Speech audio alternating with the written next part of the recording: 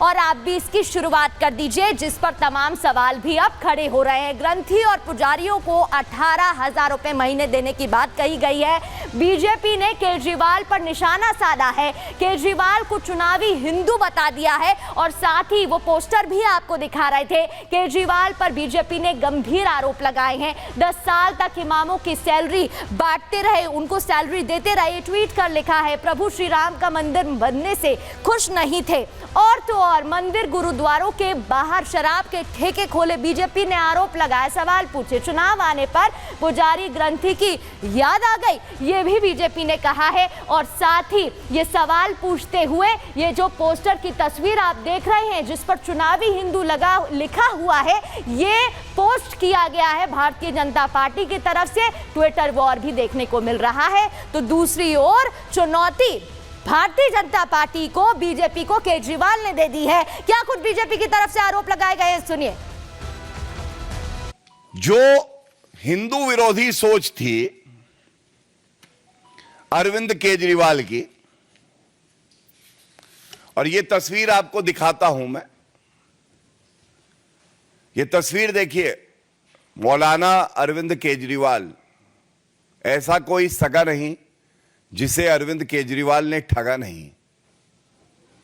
तो ये वो अरविंद केजरीवाल हैं जो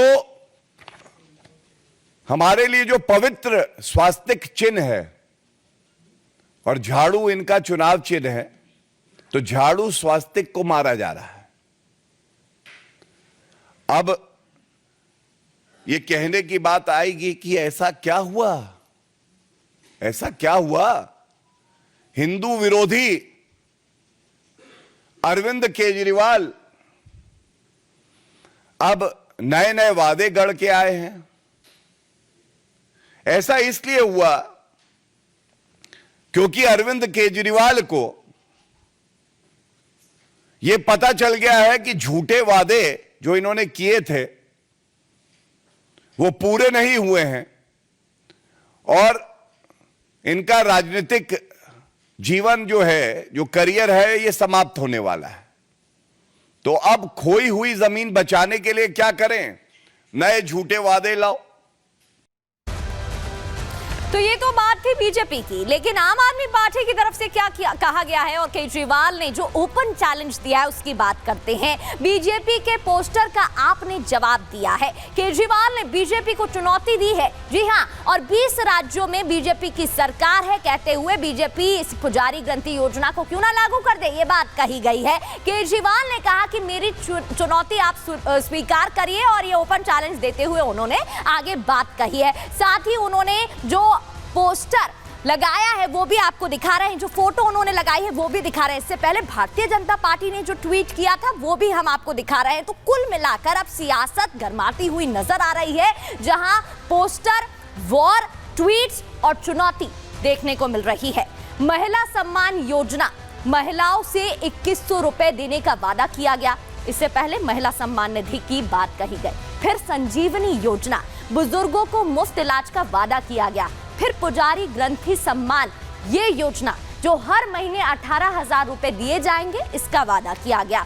और अंबेडकर स्कॉलरशिप योजना भी, जहां दलित छात्रों के लिए विदेश में पढ़ाई का वादा किया गया। तो एक के बाद एक योजनाएं लाई जा रही हैं, जिसको लेकर अब सवाल खड़े हो रहे हैं। आम आदमी पार्टी की योजना पर अब लगातार सवाल खड़े किए जा रहे हैं कि एक के बाद एक जो ये योजनाएं लाई जा रही हैं, ये आखिर चुनावी सीजन में ही क्यों लाई गई हैं? क्या कुछ आपकी तरफ से कहा गया, अब आप वो भी सुनिए। विभिन्न मंदिरों के पुजारियों ने आके अरविंद केजरीवाल जी की जीत के लिए, अरविंद केजरीवाल जी को दिल्ली का दोबारा मुख्यमंत्री बनाने के लिए प्रार्थना की और बजरंगबली जी के चरणों में अपनी प्रार्थना के साथ साथ हनुमान चालीसा का पाठ किया। मुझे इस अवसर पर बहुत सुखद अनुभव हुआ। कल ही अरविंद केजरीवाल जी ने अनाउंस किया है कि दिल्ली में सरकार बनने के बाद अगली सरकार में दिल्ली के पुजारियों को, दिल्ली के ग्रंथियों को, जो भक्त और भगवान के बीच में, परमात्मा और व्यक्ति के बीच में एक तरह से सेतु का काम करते हैं, उन्हें सम्मान राशि के रूप में 18,000 रुपये हर महीने दिया जाएगा।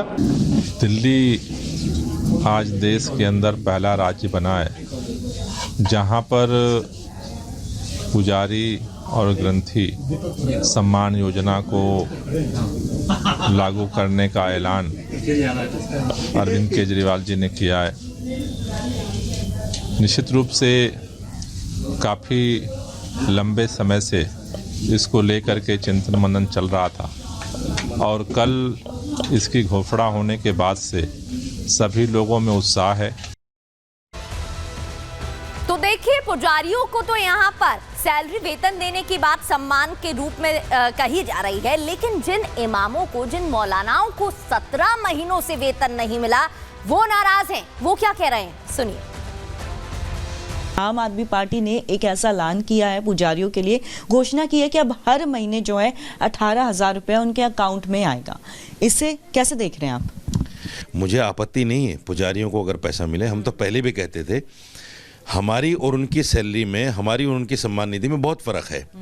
हम दिल्ली वक्फ बोर्ड से सैलरी पाते हैं। दिल्ली वक्फ बोर्ड एक इदारा है, उसके पास बहुत सारी ज़मीनें हैं, उसका बहुत सारा रेवेन्यू है, हम उससे सैलरी पाते हैं। अगर हिंदू बोर्ड भी बने जैसा इन्होंने आवाज़ उठाई थी तो उसके तहत पुजारियों को भी दी जाए, हमें कोई एतराज़ नहीं है। और सरकार वैसे भी देना चाहे तो दे, लेकिन पुजारियों को और ग्रंथियों को ये सोचना चाहिए कि इमाम जो सैलरी पाते हैं वक्फ बोर्ड से और जिनके पास सोर्सेज भी हैं सैलरी लेने के, वही लोग इसके यहाँ लाइन में खड़े हैं। तो कहीं ऐसा तो नहीं कि कल इमामों के साथ साथ आपको भी लाइन में लगना पड़े। इसलिए मैं एक ऐलान करना चाहता हूँ तमाम पुजारियों, तमाम ग्रंथियों को कि सोच समझ कर रजिस्ट्रेशन करें। कल को लाइन में हमारी तो तनख्वाह है, हम तो 10 बार जाके लेंगे। आपसे तो ये कह दिया जाएगा ये तो सम्मान निधि थी, अब तक थी, हमारे पास दे दिया, कल हमारे पास नहीं है तो नहीं देंगे। तो ऐसे में पुजारी और ग्रंथियों को सिवाय परेशानी के, सिवाय रोने के, मायूसी के कुछ हाथ नहीं लगेगा। तो हमें तो वेतन मिल ही रहा है, लेकिन ये सम्मान निधि के रूप में जब तक वेतन पुजारियों को मिलेगा तब तक मिलेगा, फिर नहीं मिला तो क्या? रशीदी को आप सुन रहे थे, मौलानाओं ने अपना दर्द बताते हुए नाराजगी व्यक्त की है। एक रिपोर्ट भी अब आपको दिखाते हैं।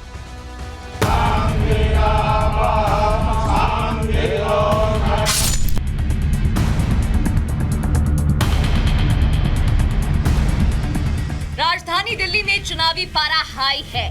आम आदमी पार्टी और बीजेपी ने चुनाव जीतने के लिए अपनी पूरी ताकत झोंक दी है। बीजेपी जहां भ्रष्टाचार से मुक्ति का नारा बुलंद कर रही है, वहीं फ्री बिजली, फ्री पानी, 2100 रुपए, स्कॉलरशिप, इंश्योरेंस और अब पुजारी ग्रंथी योजना से आम आदमी पार्टी हिंदू वोटरों के साथ साथ सिख वोट बैंक भी साधना चाहती है।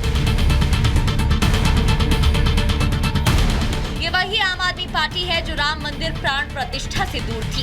ये वही आम आदमी पार्टी है जो पिछले 10 सालों से इमामों को सैलरी दे रही थी। इन 10 सालों में केजरीवाल ने ना तो पुजारियों को याद किया और ना ही ग्रंथियों को। ऐसे में बीजेपी अरविंद केजरीवाल को चुनावी हिंदू बता रही है। जहाँ तक केजरीवाल जो घोषणाएं कर रहे हैं वो तो चुनावी घोषणाएं हैं, चाहे पुजारियों के लिए और ग्रंथियों के लिए, मौलानाओं को तो अभी तक पैसे मिले नहीं। 18 महीने से वो कह रहे हैं। धर्म से या धार्मिकता से या पुजारियों की समस्याओं से कोई मतलब नहीं है।